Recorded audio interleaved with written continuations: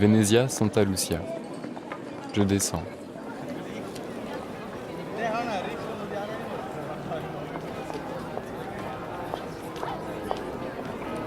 Le parvis tout en hauteur, avec les marches qui tombent directement sur le grand canal.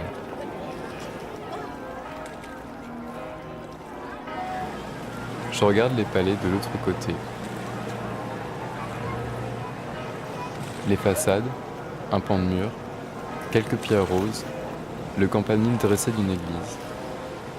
Encore des façades perdues, noyées, comme absorbées.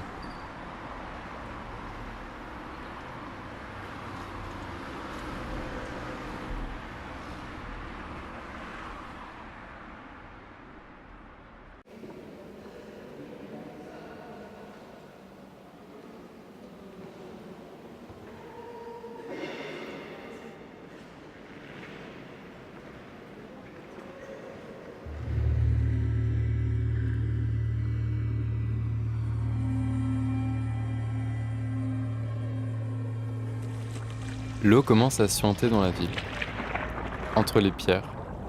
Déjà, elle déborde le long des atterrés, efface la frontière entre la pierre et l'eau. Elle remonte par les bouches. Sur la place, elle s'étend comme un long serpent, sinueuse, terre, eau, zone imprécise, mouvante.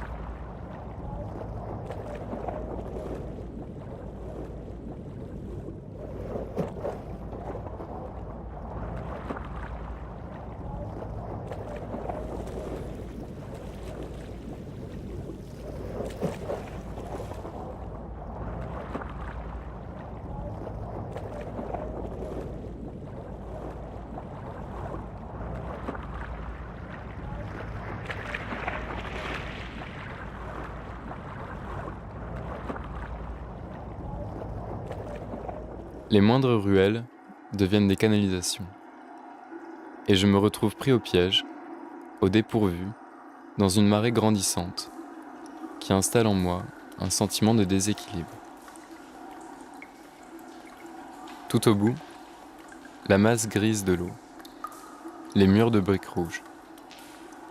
Quand tombe la nuit, c'est une autre Venise. Une Venise qui s'ouvre, presque sanguinolente.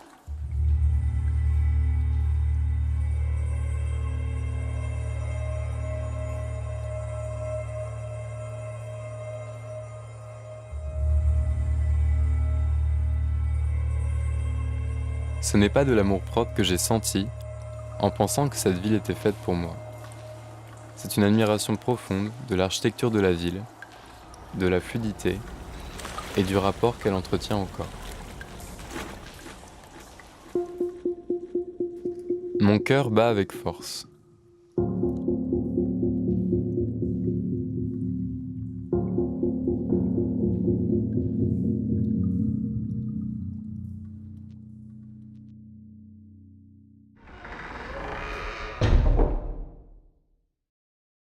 À mon retour, le souvenir de ce que j'avais ressenti me laissait dans un état constant d'émotions muettes et profondes.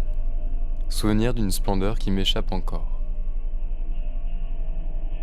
Je passe mes journées, mes soirées, dans une sorte de sombre préoccupation historique.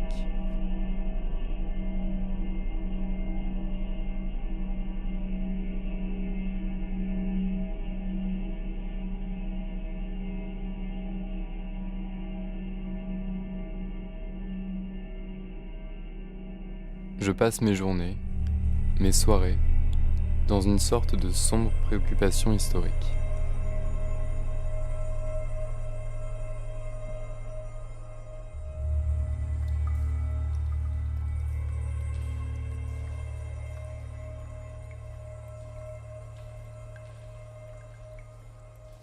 Mon cœur bat avec force. Hors d'état de raisonner, je me livre à une folie, comme auprès d'une femme qu'on aime. Et je me retrouve pris au piège, au dépourvu, dans une marée grandissante.